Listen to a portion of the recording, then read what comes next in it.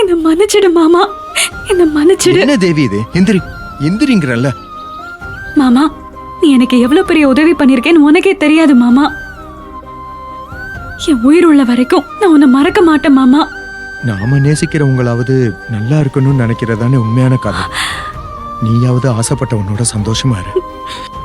மல்லிகா பிரச்சனையை எப்படி சமாளிக்க போறீங்க? அதெல்லாம் நான் பாத்துக்கிறேன். முதல்ல உன் அக்காவுக்கு ஒழுங்கா நல்லபடியா கல்யாணம் பண்ணி வை. என் கல்யாணத்துக்கு கட்டாயம் உன்னை கூப்பிடுவேன் மாமா. கட்டாயம் என்ன கூப்பிடாத தேவி. நான் அந்த அளவுக்குலாம் தைரியமானவன் கிடையாது. சரி தேவி, ஆல் தி பெஸ்ட். அக்கா,